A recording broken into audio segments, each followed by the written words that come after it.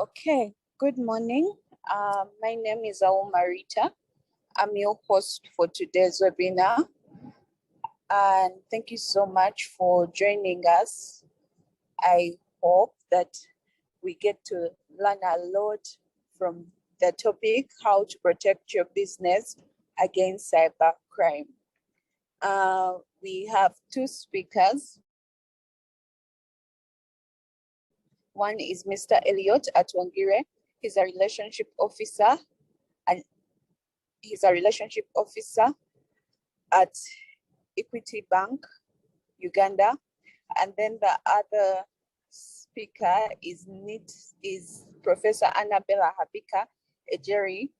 She is a board member at NITA, Uganda, and the committee chair at NIISP. She is also an audit and risk communication member at Busitema and Gulu University. So our topic today, we are going to let Mr. Elliot Atwongire introduce it to us. According to you, what is cybercrime? Mr. Elliot. Well, thank you, Rita. Thank you for that introduction. My name is Elliot. Today we are looking at cybercrime and how it is affecting the small businesses or even big businesses, and how best we can prevent these cybercrimes, or how we can stay away from them. So cybercrime or cybercrimes, these are criminal activities that are more based with the computer and the network. That's how best I can explain cybercrimes. We have different cybercrimes, different types of cybercrimes, whereby I can give you a few examples of cybercrimes. We have phishing, we have credit card fraud, we have hacking. Mention them. There are quite many. But in the business world, where our focus is, those are the most of the crucial ones that we can look at. Over to you, Rita. Okay, so you have talked about cybercrimes and you have mentioned a few types. Do you have any other types apart from the ones you've mentioned? Well, can make us more informal. Oh, sorry about that. Oh. Yes, Rita, you were saying something? Mr. Elliot, can you give us? Yes, I was asking if you can give us the different types of cybercrimes that affect small businesses. Okay, we have identity theft. This is, if I can explain it, in identity theft, it means, I'll give it in an example, I'll explain it in an example. Let's assume someone hacks into your system or an organization system, and they happen to get your details. Let's say if it is a bank and they get a customer information or data, then that person goes on and uses the information in any way. If it is a credit card, someone can use that information and order some things online, etc., etc. We have phishing, which is more connected to emails. You know, most of the organizations as of now, they communicate through emails. So someone can hack into the system or just send a random email to anyone in the organization, and which is ordering you maybe to open the email and send maybe some information, which you might find that information is for like a client or it's part of the organization. So that can also affect the organization in any way. Then we have hacking. I think hacking is it's like the backbone of all these, because it all starts from hacking, whereby someone accesses information for an individual, for an organization, and then we end up into all these crimes whereby someone can steal an organization's money or put the organization at ransom or any business. And of course, this is going to affect many businesses. They talk of the organizational, how people are looking at the organization or its reputation, how its customers, its clients are going to react over this. If it is a bank and you hear someone hacked it and maybe the bank lost lots of money, do you think that bank will be having more customers to join in? So all these, they do affect different organizations. And well, when we talk of cyber crimes, most of the organizations, if we are looking at financial-wise, we can look at financial institutions, which are banks, healthcare, insurance companies, government, even retailers. All these are affected by cyber crimes. I think that's all I have as of now. We can continue to Rita, maybe if you have some other questions. Thank you so much, Mr. Elliot Atwongire. I see Professor Annabella is here. Thank you so much for joining us. You're welcome. And giving of your time. Mr. Elliot has discussed what cyber crimes are and the different types. And my question to you was, how can we combat the evolving cyber threats that exist right now? Okay. Yes, thank you very much, Rita. Yes, thank you, Elliot, for eliciting and pointing out some of the core crimes that are there. We mainly have two ways in which we can combat them. We have the physical ways that we can combat the security of the cyber crimes or a business. And also we have the software or the virtual world in which we need to take good care of what we have. But to start through, I would want to first of all look at the physical. We need to just make sure that there is a saying by one of the authors, that is by Microsoft within one of their white papers. They say that if you really want to get any information that you want or data from an organization, which is what is most sought by these data thieves, by the hackers, the crackers, then have physical access to these devices or even the premises. So one of the key ways is to make sure that you safeguard these physical premises. Track who enters and who leaves the premises. Be able to find out who accesses the different facilities that you have. And of course, they should have been classified.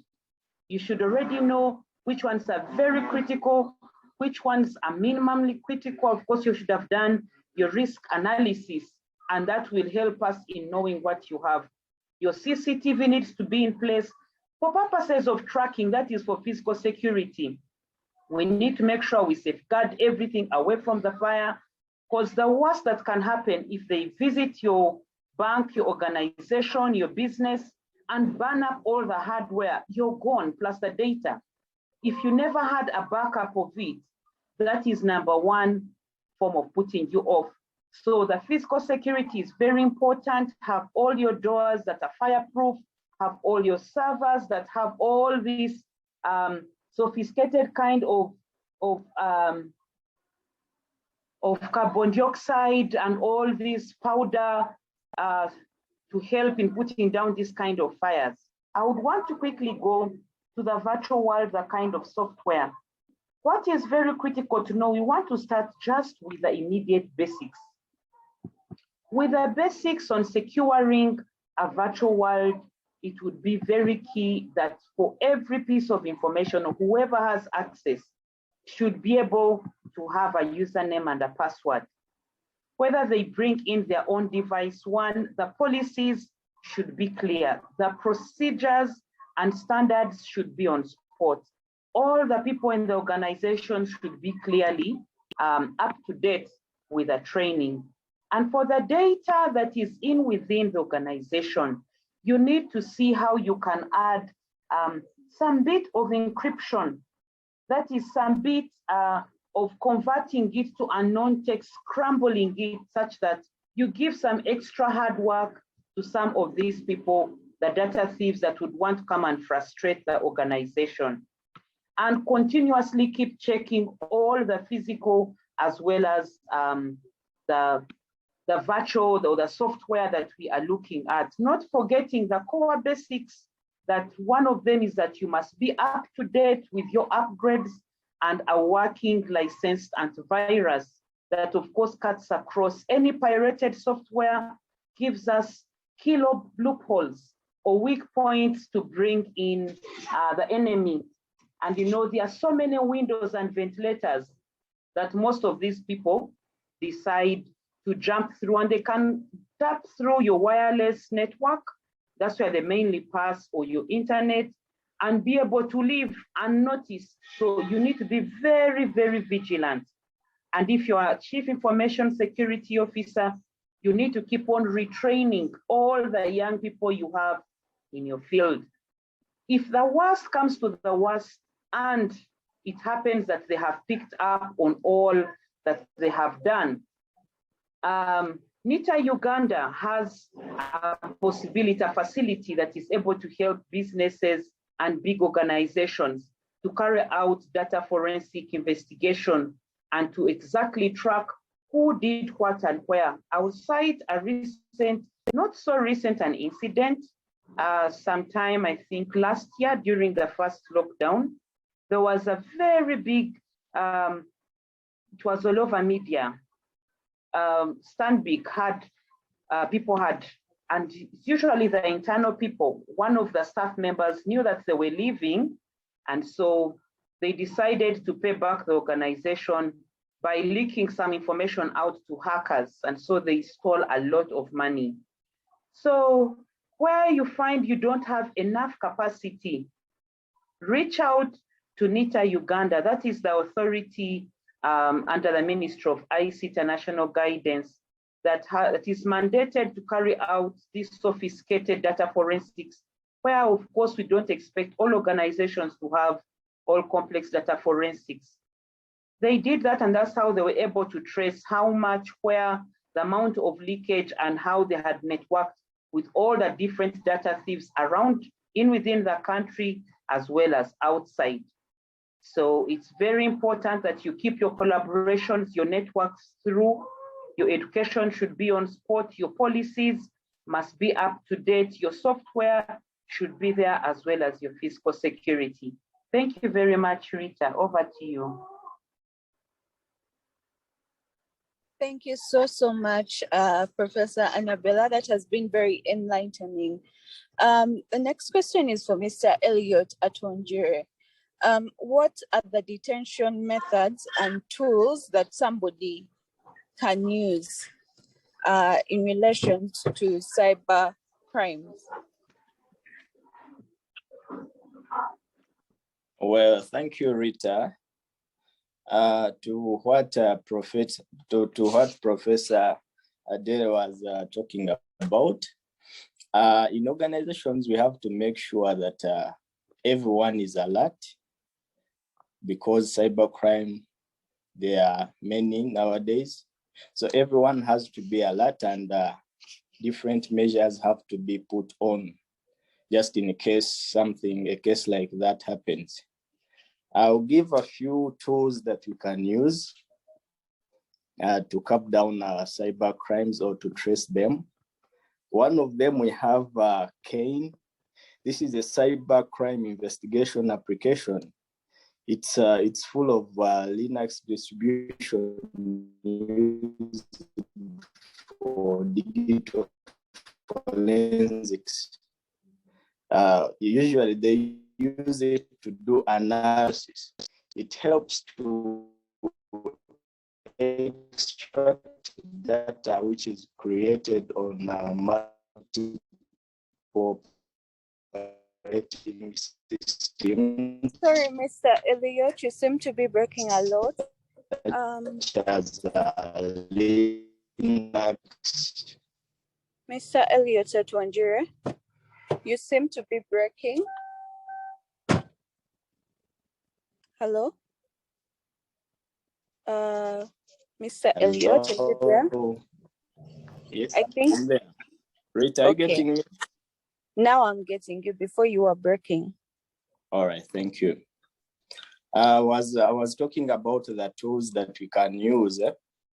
So another tool that we can use is it's called the Open Computer Forensics Architecture. This was built by the Dutch National Policy Agency. It was built mainly to allow researchers to access data from unified interface. Usually this is, it's used just to maybe to dig deep into the system or different kinds of systems to get data. Another tool that I can look at, it's called Digital Forensics Frame.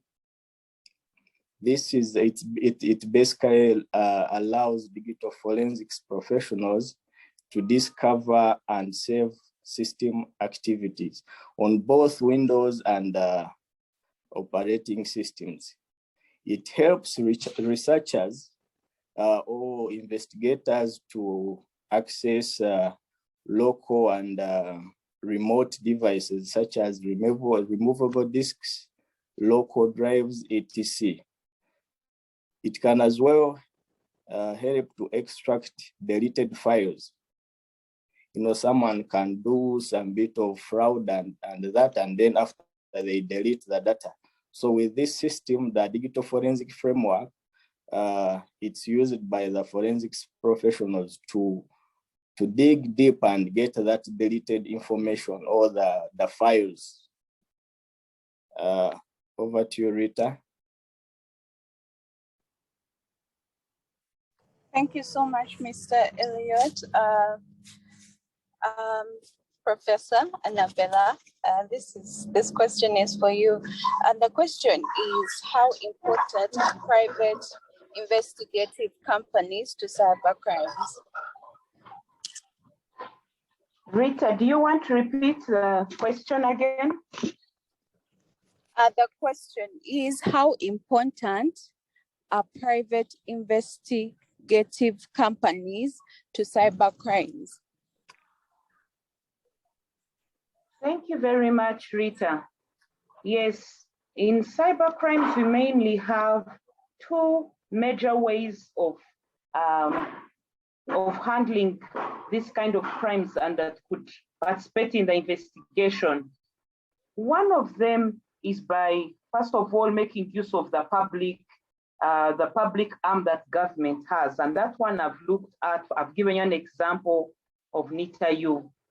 The other one that is most commonly and highly recommended is the private firms. The private firms take top priority in solving these cyber crimes because they are very flexible, they have a variety of tools, and they can be able to timely give you feedback.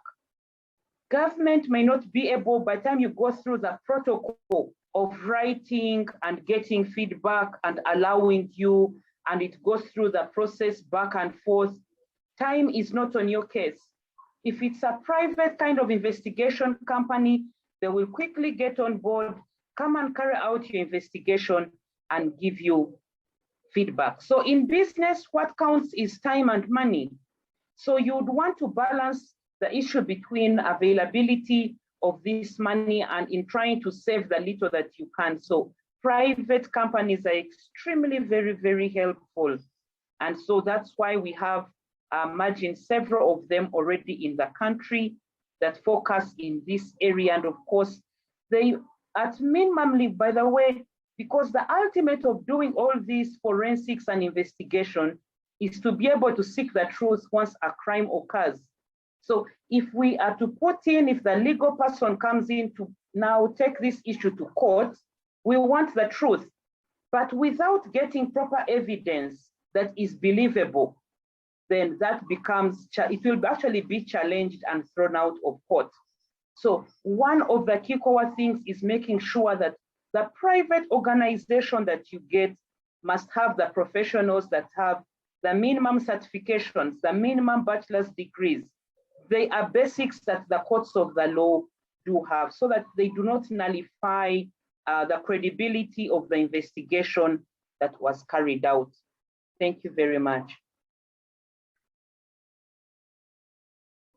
You're welcome. Thank you so much for that vivid discussion. We have seen I wanted to ask both of you this question. We have seen a shift from physical currency to digital currency. What is your stand on the digital currency, and how does that affect cybercrime? If somebody was able to hack and take over my digital currency, can I get it back? Okay, thank you very much. I would want to talk about the crypto currency, and I will start by giving an example.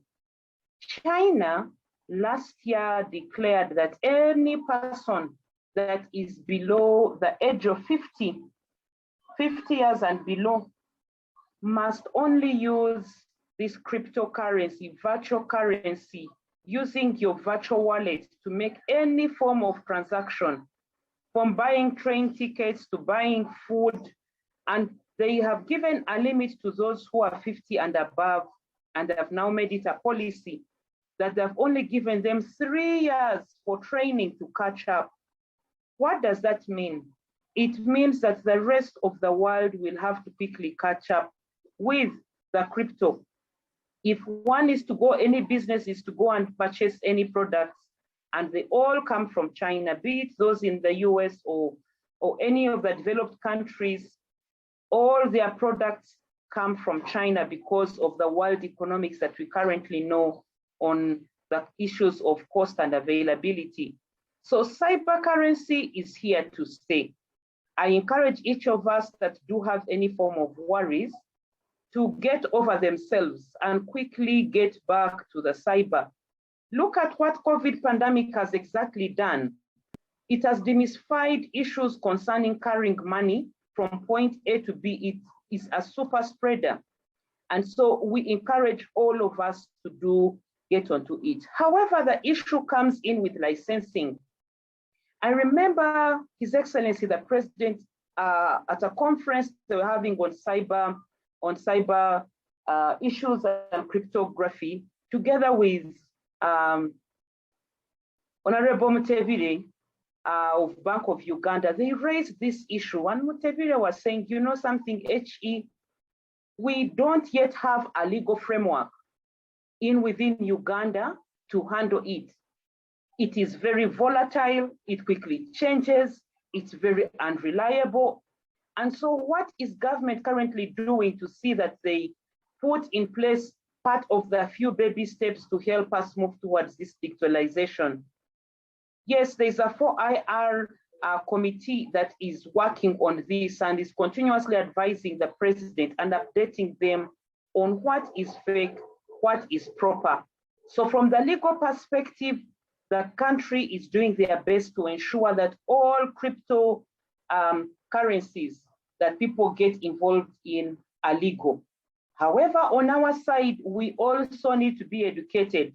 There are some that are ripping people off totally. They are ripping people off, and that is not good in any way. So back to our key issue. What can we be able to do? One, reinforce extra password securities. And of course, they should not be, and do not set your passwords to some of those that are very simple. Make them very complex, that by the time the hackers get through with hacking or breaking into either your email or even your phone, or even they will have a piece of work and take a number of years to break and hack into your system. So first things first, ensure that one, you get into the right crypto business that has it should be suable, and it should also be able to sue. Those are some of the things that you realize. The terms of reference should be clear. there should be a way in which it's able to link to several others, and you're able, if it's a standalone and the application is just showing you how it's increasing, reducing, how much you're getting on a daily basis, that is most likely a scam. You would want to see it ranging all the way from the big Bitcoins all the way to whatever crypto that you would have. And of course, it should be very valid. Do your research. Me and you have that responsibility to research, to find out what is fake, and let us not be gullible, not be desperate that any that comes along your way, you quickly invest in it. Many times it's a waste of time and it may not be able to work. But as a country, we are heading places. Thank you. Thank you so much. Mr. Elliot, do you have anything to add on the same topic? Well, thank you, Madam Rita, and thank you, Professor Annabella. Well, technology has come and every day almost new innovations are out.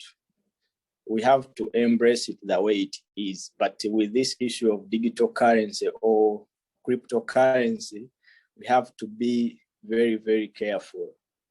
Cyber criminals are not, they are not resting. They are waiting. They are just hidden somewhere waiting for all the opportunities they can grab and do such kind of criminals. I will give you an example. I specialize in digital banking, and you be there and hear some, let's say, client has come complaining, and maybe their account was debited out of nowhere. And you try tracing the transaction where it went, and most of them are directly done through Visa cards, or what we are calling mobile banking. So many criminals are hidden there trying to look for ways how they can access money, or in such a manner. When we talk of digital currency, a lot of banks have acquired this system, and it is really affecting us. Though everyone would want convenience, no one would want to move with lots of cash in their pockets and what. But with the digital currency, it's really convenient. You can move, go everywhere, do transactions, everything. But it comes with a lot of effects. Talk of when we are looking at hacking, someone can easily hack into your mobile phone, and whereby having the bank application or your Visa card information, and then your money is spent just like that out of your knowledge. So we have to be very, very careful, and as much as we are looking at financial inclusion into these businesses, we have to again employ other security measures, and we have to sensitize the public how bad or how hard it is to maintain this system, and they should be aware. So to stay away from these crimes and different types of cyber crimes, we have to make sure, if it is a bank, make sure that at least you build a two-factor authentication password, something like that, strong passwords. I believe with this and such kind of awareness and the different trainings, we have to train our clients in different businesses. You realize in this COVID era, a lot of businesses have come up just from outside, and most of the businesses are done online. So we have to be much careful when using these digital currencies and digital platforms in doing our day-to-day businesses. So that's all I have on this topic. We can move on, Madam Rita, over to you. Thank you so much. I'm going to open the discussion for out to the public for them to comment and ask questions. But before I do that, I just wanted to talk about Info Testers Limited. It's a company that has dynamic and an enthusiastic team that possesses different skills. They have investigative lawyers, former law enforcement officers, computer forensics experts, internet, website research and analysis experts, specialist researchers. If you need to do any work that revolves around that, please reach out for them. They're the sponsors of this webinar and they're the ones that are hosting it. Yeah, so now I'm opening the discussion up to the public. Do you have any questions for us? Because do you have any comments to add to what they've said? If you do, you can just raise your hand or you can ask in the direct message and then I'll read it out and the speaker will answer.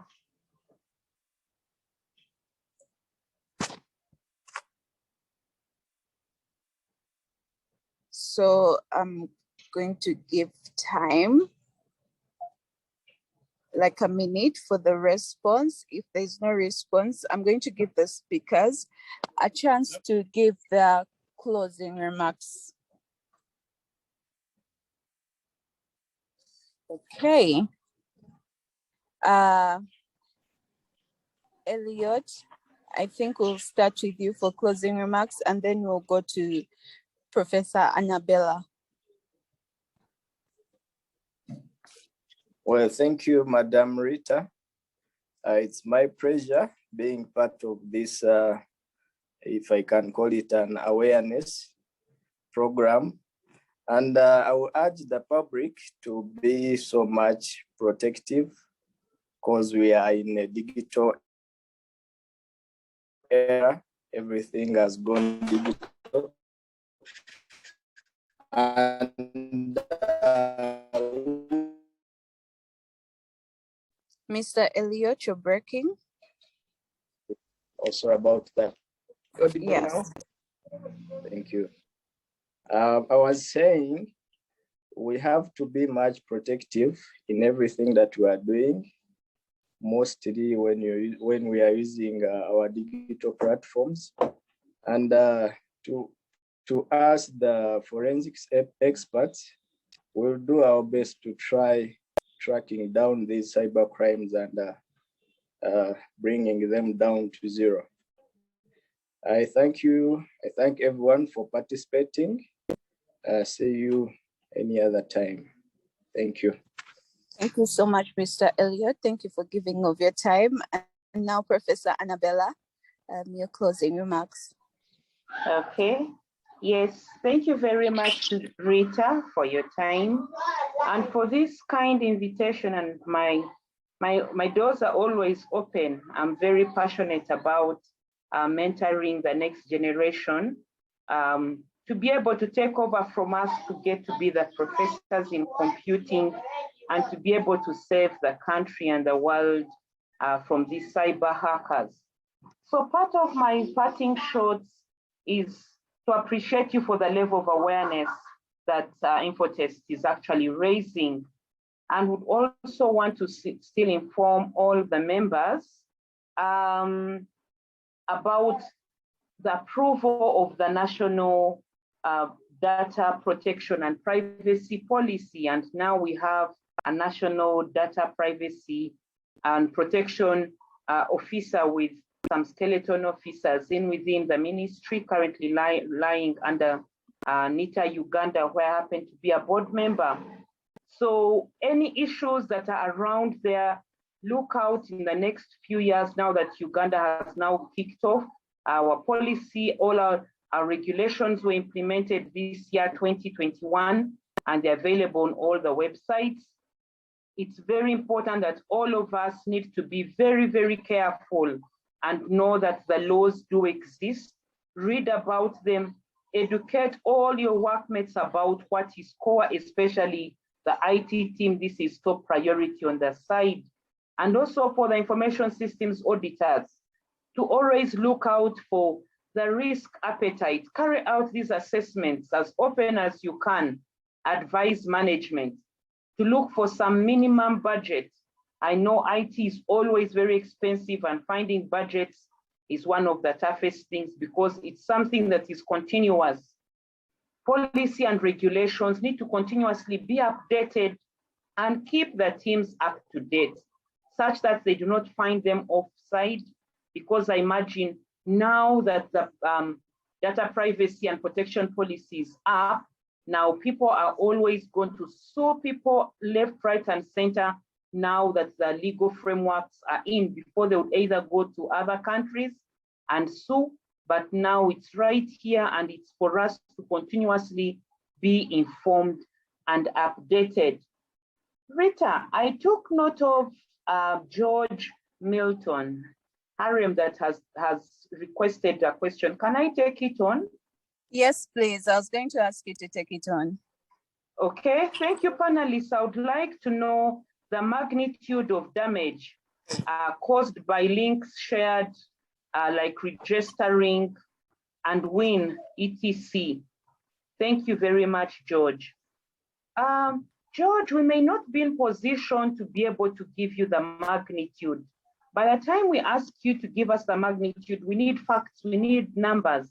However, I would want to recommend you to download the CIPESA, C-I-P-E-S-A, that is the Central and East African organization that focuses on giving us updates every year in Central and Eastern Africa. I think they've just released their 2020 list, and they give us facts and magnitudes of how big some of these crimes are in each of the countries, and they carry out a comparison. The other place you can be able to pick the facts on the magnitude of these problems are the Uganda Police Services. If you go to ups.go.ug,